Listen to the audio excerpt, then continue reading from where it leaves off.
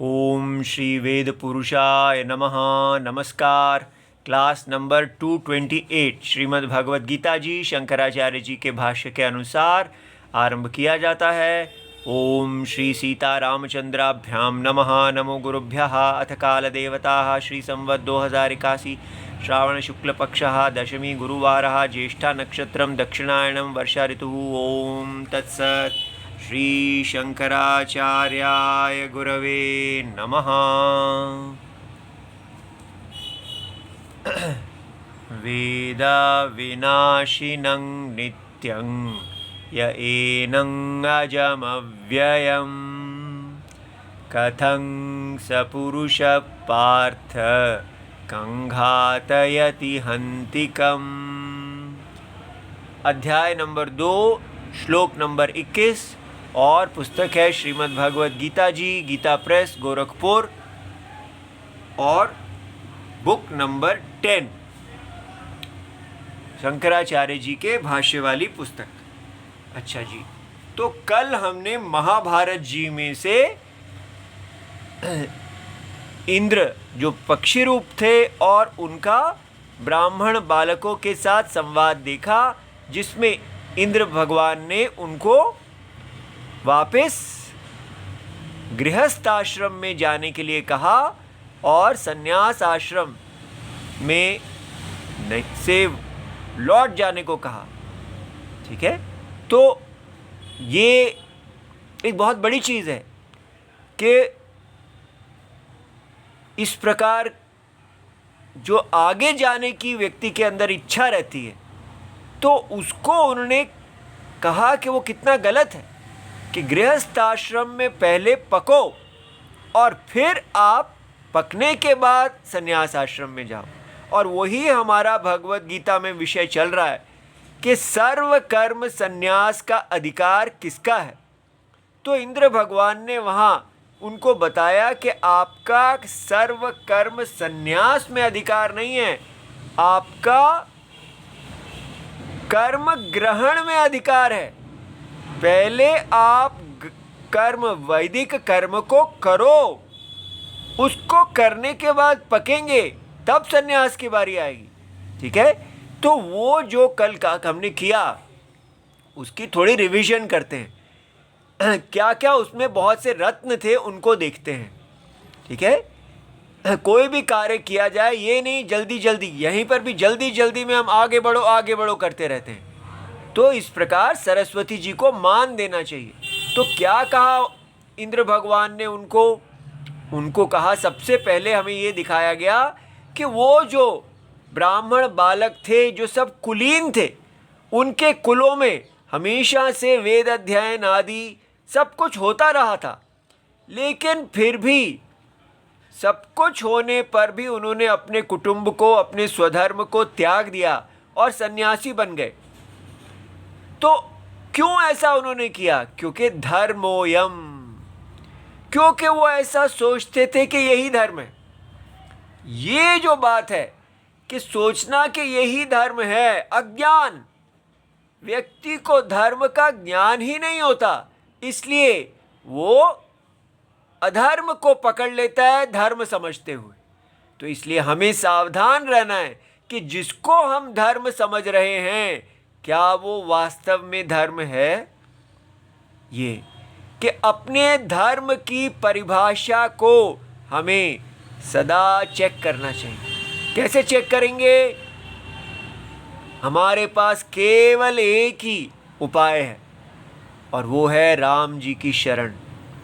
क्योंकि किसी से भी पूछेंगे, सब भ्रांत देन करने वाले हैं, गुमराह करने वाले हैं। तो इसलिए एक ठग से पूछें कि भाई ये बताओ कि मैं ठीक जा रहा हूँ, तो वो कहेगा नहीं नहीं, वो तो आपको गलत बता दिया है, मैं ठीक बताता हूँ, तो वो अपने गलत मार्ग पे डाल देगा।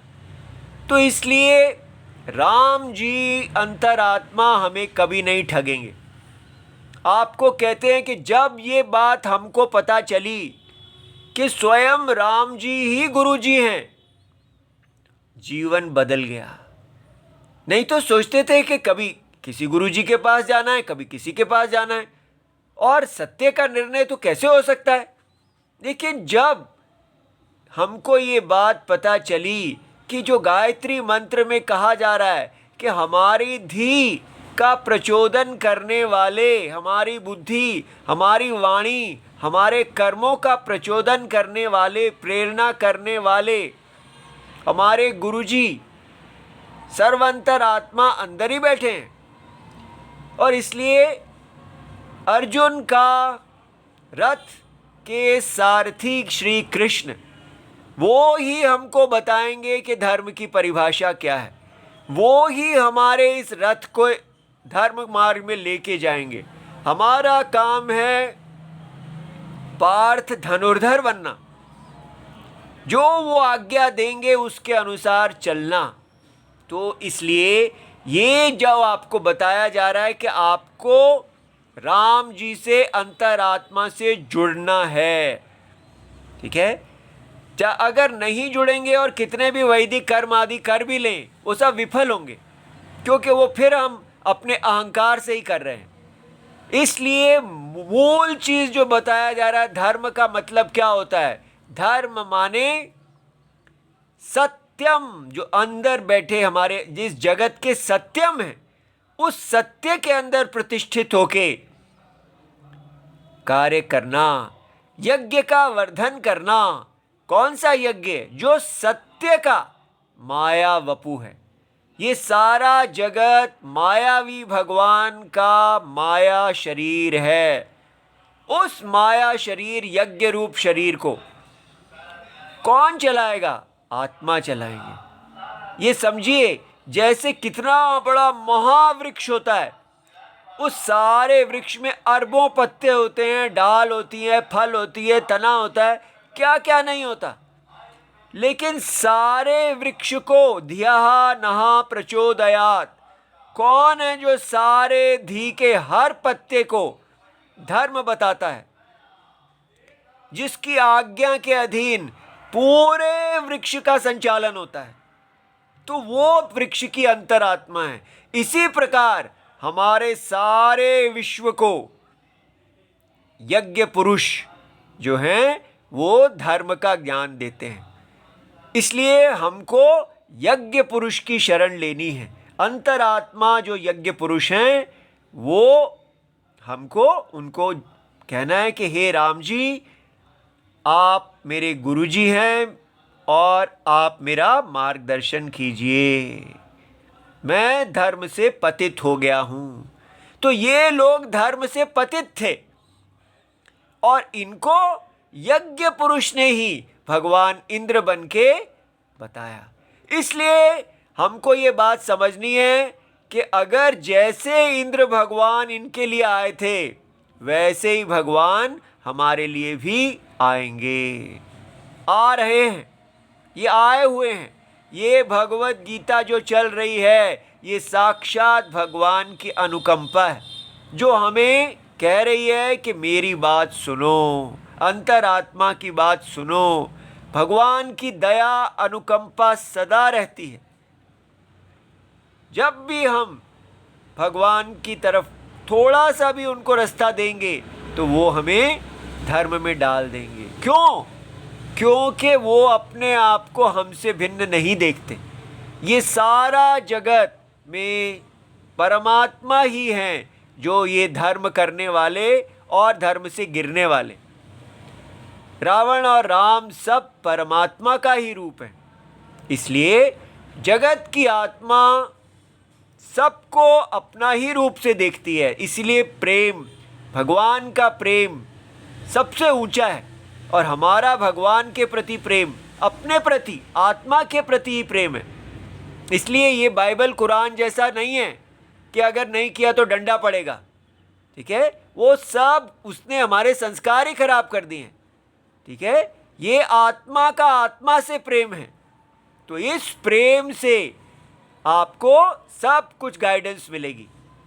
तो इसलिए धर्मोयम, पतित अवस्था से कैसे भगवान ने उनको उपदेश किया और वो पतित से सन्मार्ग पे वापस आए, ठीक है। ये हमारी कथा थी। अच्छा, फिर क्या कहा? भगवान ने उनके आगे आके क्या बोला? उन्होंने बोला सुदुष्करम, जो ये वेदोक्त धर्म है, जो जिसका लक्षण है विघसाशी, विघस बोलते हैं यज्ञ को, तो यज्ञ का जो अनुशिष्ट है, जब आप यज्ञ कर लें, यज्ञ में क्या होता है, यज्ञ में हम देवताओं का तर्पण करते हैं, ठीक है। तो जिस जिस ये यज्ञ देवता के लिए हम आहुति देते हैं, इंद्राय स्वाहा, इस प्रकार, तो वो सब अग्नि में आहुति दी जाती है, देवताओं का तर्पण किया जाता है, और जब वो तृप्त हो जाते हैं तो जो यज्ञानुशिष्ट है वो प्रसाद है हमारे लिए, ठीक है। तो जो व्यक्ति यज्ञ के प्रसाद को ग्रहण करने वाला है, उन्होंने कहा वो उसका नाम है विघस आशी। विघस को खाने वाला माने विघस का अनुशिष्ट जो बचा है, जो विघस यज्ञ के प्रसाद को खाने वाला, ये विघस शब्द बहुत अच्छा है, इसको सीख लेना चाहिए। तो उन्होंने कहा कि ये वेद में कहा हुआ जो धर्म है वो दुष्कर्म ही नहीं है, सुदुष्कर्म, बहुत ही अधिक कठिन है। और तो और उसका फल क्या है, ऐसा कठिन वेदोक्त धर्म का फल क्या है, पुण्य। जो इस यज्ञ का पालन करता है, यज्ञ की रक्षा करता है, यज्ञ के अनुसार जीता है, उसको पुण्य की प्राप्ति होती है। और दूसरा, प्रशस्त जीवितम, उसका जीवन बड़ा सुंदर हो जाता है, उसका जीवन सफल हो जाता है। देखिए, जब हम यज्ञ के अनुसार जी रहे हैं तो हम क्या कर रहे हैं, सदा भगवान को तृप्त कर रहे हैं। हमारा एक एक सांस भगवान का सांस है। हम यज्ञ पुरुष की आज्ञा से एकदम समरसता बना लेते हैं, पूरी तरह यज्ञ पुरुष से एक हो जाते हैं। इसको बोलते हैं हारमनी। अपनी अपनी डफली, अपनी अपनी राग नहीं। जैसे एक वृक्ष है, उसका हर पत्ता वृक्ष की आज्ञा मान रहा है। कितना सुंदर है वो वृक्ष, जिसमें सब आज्ञा मान रहे हैं। आज्ञा पालन, नारायण की आज्ञा पालन करने से हमारा जीवन प्रशस्त जीवितम हो जाता है, ठीक है। कितने सुंदर को हम लोग छोड़ के और हम कहाँ चले गए हैं। और जब ये इस प्रकार जिया जाता है तो हम क्या होते हैं, सफल मनोरथ। मन की जो हमारी इच्छा है, क्या इच्छा, कि हम कल्याण को प्राप्त हो, आत्मा कल्याण को प्राप्त हो, स्वर्ग को प्राप्त हो, श्रेष्ठ गति को प्राप्त हो। तो जीवन, जब अब शरीर है तब भी आप सुंदर जीवन, शांत सुखी जीवन जीते हैं, और उसके बाद शरीर जाने के बाद आप उच्चतम गति को प्राप्त होते हैं। यह है वेदोक्त धर्म। वेदोक्त धर्म आपको कहता है कि आत्मा कर्ता, याद रहे, इतनी जल्दी आत्मा अकर्ता हम सुनने के कारण सीधा इसको भूल गए हैं। वेद में इसकी स्तुति है कि विघसाशी, यज्ञ की रक्षा करने वाला जो व्यक्ति है, अपने अपने स्वधर्म के अनुसार, चाहे वो ब्राह्मण है, क्षत्रिय है, वैश्य है, शूद्र है या अन्य है, सबका अपना अपना स्थान है, ठीक है।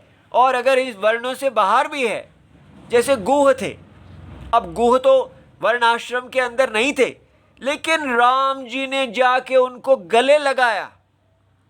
वो तो वनचर थे, वन में रहने वाले थे, लेकिन फिर भी वो राम जी के भक्त थे, क्योंकि वो वर्णाश्रम धर्म की अपने स्थान पे रहते हुए उसकी रक्षा करते थे, उसके विरोधी नहीं थे, उसके अनुकूल चलने वाले थे। इसलिए जिसका जो जो स्थान है वो अपने स्थान में रहता हुआ इस यज्ञ के अनुकूल होता है, इस यज्ञ की वृद्धि करता है। तो ये जो यज्ञ है, जो वेदोक्त है, जो अदृष्ट और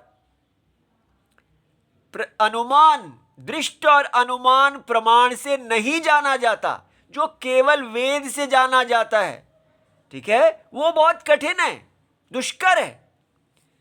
तो इसलिए हम लोग सोचते हैं, इसीलिए स्वाभाविक ही प्रवृत्ति, केवल प्रत्यक्ष और अनुमान के आधार पे जो प्रवृत्ति है, दृष्ट प्रवृत्ति, वो व्यक्ति को सरल लगती है, लेकिन वेद उसमें आपके स्वभाव को जीतना है, इंद्रियों को जीतना है, जो अपने मन का एप्टीट्यूड इत्यादि है, जो मन कह रहा है वो नहीं करना है, बल्कि मन को बाधित करके स्वधर्म में लगाना है। तो वो कितना दुष्कर है, ठीक है, और उसका रिजल्ट डायरेक्ट भी नहीं है, धीरे धीरे वो मन की शुद्धि करता है। तो इसलिए ये जो है ये एक कठिन कार्य है, ऐसा उन्होंने बच्चों को, अपने आप ही इंद्र पक्षी रूप में थे और बोलने लगे। तब उन बच्चों ने, जो सन्यासी बने हुए थे, घर को छोड़ के आ गए थे, उन्होंने उनको सुना और उन्होंने सोचा कि ये तो हमारी ही प्रशंसा कर रहे हैं, क्योंकि वो लोग ये सोचते थे हम बड़े महान हैं कि हम अपने घरों को छोड़ के आ गए, इतने बड़े अच्छे अच्छे हमारे घर थे, अपने माता पिता आदि कुटुंब सबको छोड़ दिया और वन में भटक रहे हैं, तो हम तो महान हैं। और यही आजकल आश्रमों में हो रहा है कि जो भी व्यक्ति घरों को छोड़ के आ जाता है, उनकी पूजा होती है, कहते हैं वाह वाह आपने तो बहुत अच्छा किया, कितना वैराग्य है आपके अंदर कि आप अपने स्वधर्म को, अपने माता पिता को छोड़ के आ गए। अब बताइए ये क्या अच्छी बात है? तो इसलिए समझना है कि वो जो सन्यास दो प्रकार का है। एक सन्यास है क्रम सन्यास, जिसमें आप पहले ब्रह्मचर्य, फिर गृहस्थ, फिर वानप्रस्थ और फिर सन्यास लेते हैं, क्रम से आप पकते हैं। सामान्यतः लोगों के लिए, हम सब के लिए यही सन्यास है कि अपने अपने एक आश्रम में पहले ब्रह्मचर्य में पको, फिर आप गृहस्थ आश्रम में जाओ, फिर गृहस्थ आश्रम में पको, फिर वानप्रस्थ में जाओ, और फिर वानप्रस्थ में पको तो सन्यास के योग्य बनो। इसको बोलते हैं क्रम सन्यास। इसके अतिरिक्त कहा गया है यद अहरेव विरजेत तद अहरेव प्रव्रजेत। ऐसा जाबाल श्रुति, जो जापाल उपनिषद है, उसमें कहा है कि जब आपको अपना वैदिक कर्म करते करते परिपाक आ जाता है, माने ब्रह्मचर्य में ही आ गया, तो ब्रह्मचर्य से ही आप सन्यास ले सकते हैं। इसलिए आपको एक विकल्प दिया है कि अगर आप पक गए पूर्व, जैसे शंकराचार्य जी पूर्व जन्म के संस्कारों से ही वो पके हुए थे, ठीक है, वो पके हुए फल को डाल से टूटने की अनुमति है, लेकिन वो विकल्प है, सामान्य है, सभी क्रम से जाएं। तो इसलिए इन लोगों ने सोचा कि हम पके हुए हैं, हम शंकराचार्य जी जैसे हैं।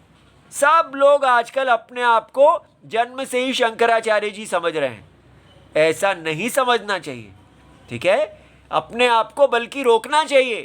हे भगवान, मेरे से पाप ना हो जाए, जब तक मैं अति पक ना जाऊं तब तक मुझे मेरे स्वधर्म से गिरने मत देना, क्योंकि हमारे अंदर प्रवृत्ति होती है कि मैं उच्च आश्रम में जाऊं, तो उसको देखना चाहिए कि नहीं नहीं, हमें क्रम से ही चलना है। जब अंतरात्मा भगवान आज्ञा देंगे तब हम आगे बढ़ेंगे।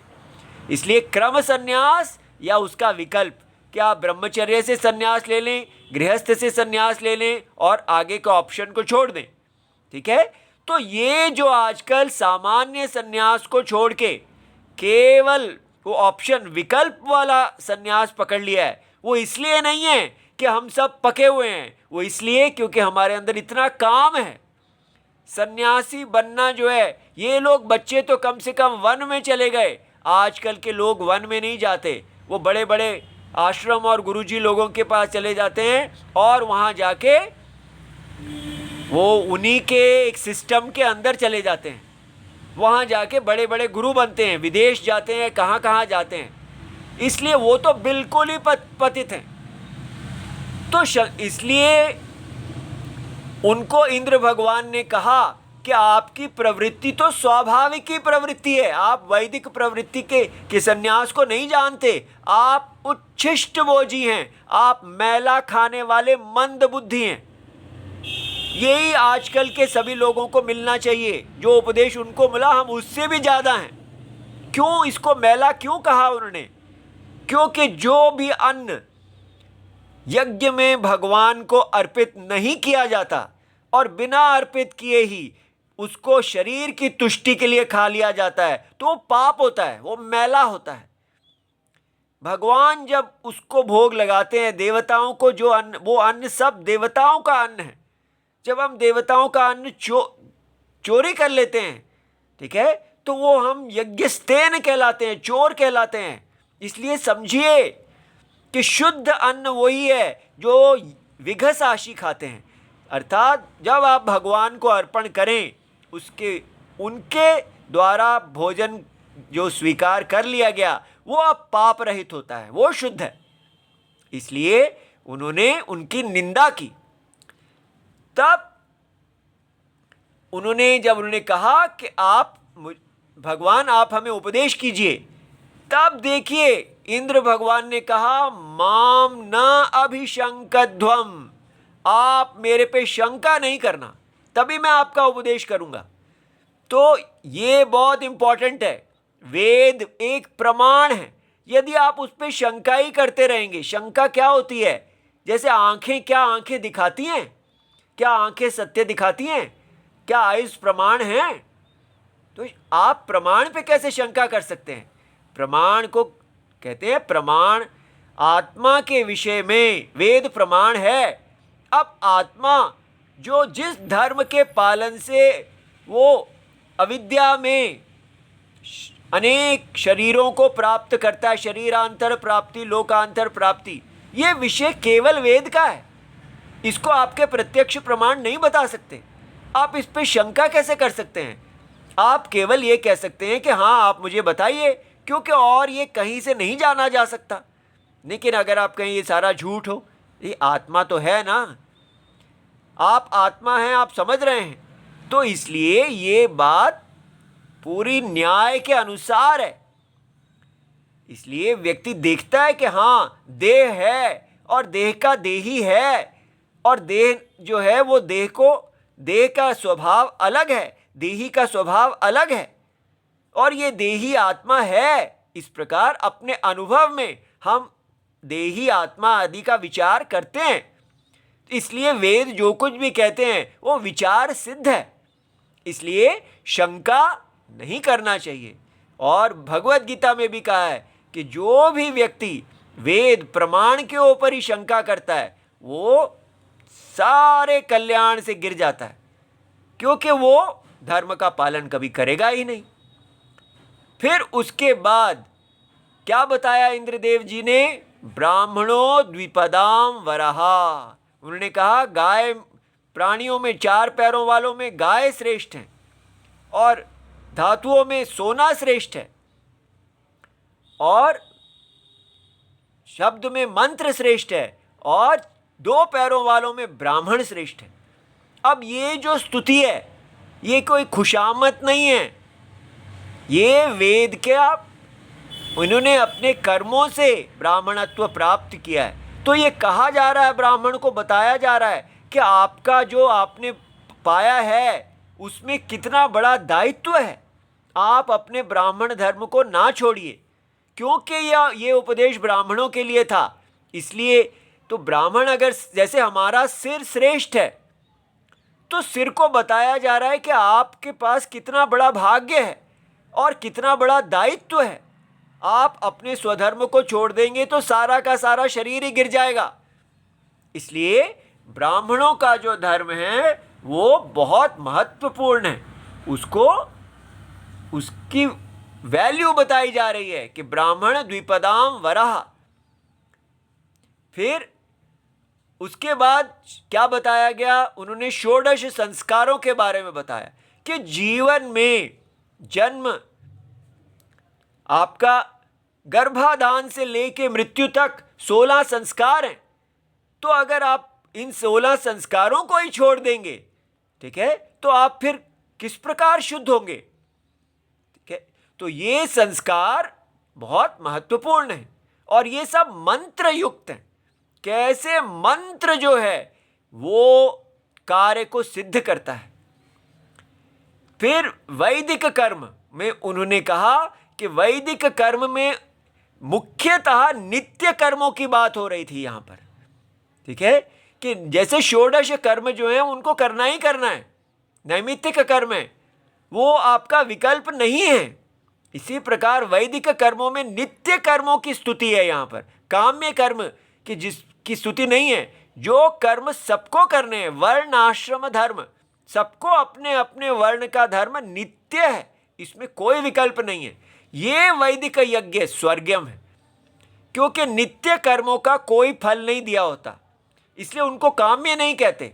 तो जिस ऐसा एक नियम है कि जिस कर्म का फल ना दिया हो तो वहां पर स्वर्ग प्राप्ति उसका सामान्य फल मानना चाहिए। तो इसलिए उन्होंने गृहस्थ आश्रम की परिभाषा दी कि गृहस्थ आश्रम वो है जहां पर यज्ञ के अनुसार जीवन जिया जाता है। कुलीन का मतलब खानदान नहीं होता, कुल का मतलब है जहां यज्ञ की परंपरा है। ठीक है, अच्छा, फिर उन्होंने क्या कहा? जो लोग इस परंपरा से छूट जाते हैं वो पुरुषार्थहीन हो जाते हैं। तो केवल जाके ओलंपिक मेडल जीत लेना पुरुषार्थ नहीं है। ये शरीर आपकी किस लिए है? यज्ञ की वृद्धि के लिए। यज्ञ की वृद्धि को पुरुषार्थ कहते हैं। तो जो पुरुषार्थ से गिर जाता है वो अश्रुति पथम, वो श्रुति से विरुद्ध पथ पे चला जाता है और पाप को प्राप्त होता है। उसके बाद उन्होंने पंच महायज्ञों के बारे में बताया, अर्थात हम ऋण में पैदा होते हैं, डेट।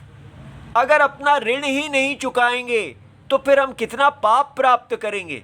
देवता, ऋषि, पितृ और ब्राह्मण, अतिथि और भूत, इन सबका तर्पण करना हमारा ऋण है, हमें करना ही करना है। ये पंच महायज्ञ जो है बहुत शुद्धि करने वाला है, ऐसा बताया। इसको छोड़ दोगे तो पितरों का क्या होगा? आपका उनके प्रति कर्तव्य है। उसके बाद उन्होंने तप की परिभाषा बताई कि ये जो कुछ कहा गया है अस्तु तपोयुक्तम, सात्विक, अर्थात ये जो आप सब कुछ करें ये ऐसे ही नहीं होना चाहिए। इसमें तप क्या होता है? इंद्रियों का पीड़नम, इंद्रियों को वश में करना, और जब इंद्रियों को वश में किया जाता है तो इंद्रियां तपती हैं। तो ये सारे कार्य को अपनी स्वाभाविकी प्रवृत्ति को रोक के वैदिक प्रवृत्ति को करना, ये तपस्या है।